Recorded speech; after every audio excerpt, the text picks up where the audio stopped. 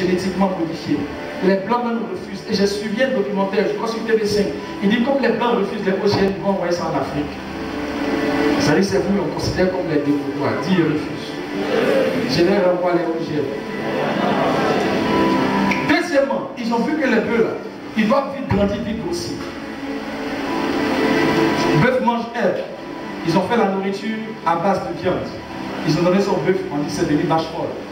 Ils sont devenus fous. Quand tu es trop pressé, regardez les poulets. Quand tu prends un poulet de chair, des fois, tu prends sa viande là, tu déchires en un papier.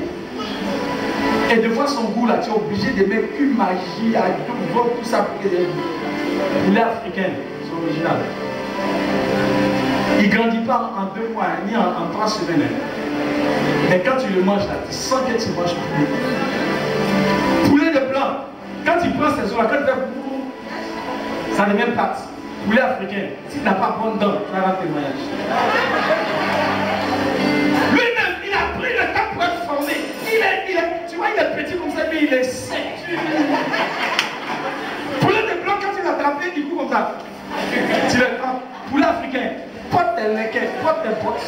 Parce que c'est marathon, vous allez faire dans la cour avant que tu l'attrapes. Vous allez faire le tour du quartier au moins 5 fois.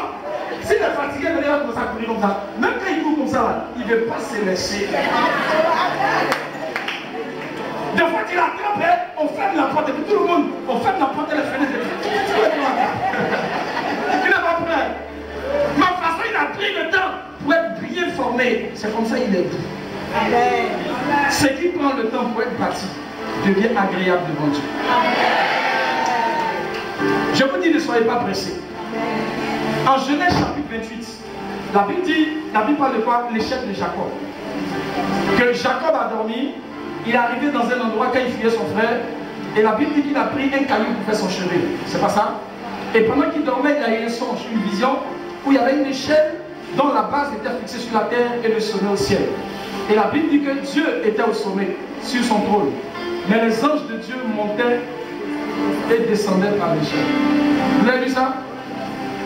Je me suis posé une question. Les anges ont des ailes. Ils peuvent voler en un clin d'œil depuis le ciel jusqu'à sur la terre.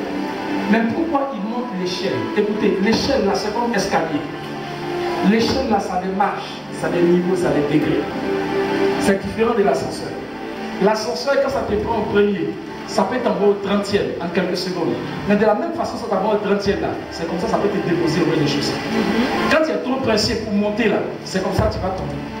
Mais quand tu prends les niveaux comme l'échelle, étape par étape, marche par marche, degré par degré, quand tu es arrivé, tu ne peux plus descendre. Tu es sûr, parce que tu as suivi les étapes, tu as suivi le processus. Et là où tu es arrivé là, tu ne peux plus tomber. Amen. Quelqu'un qui a monté l'escalier, il ne peut plus tomber avant que lui-même se jette. Mais quelqu'un qui a monté l'ascenseur, passant ça s'est monté là, c'est comme ça glisse. C'est pourquoi accepter passer par chaque étape, marche par marche de la vie par laquelle Dieu vous fait passer. Lorsque vous serez arrivé à un niveau, vous serez certainement installé parce que vous aurez acquis votre position par la grâce de Dieu.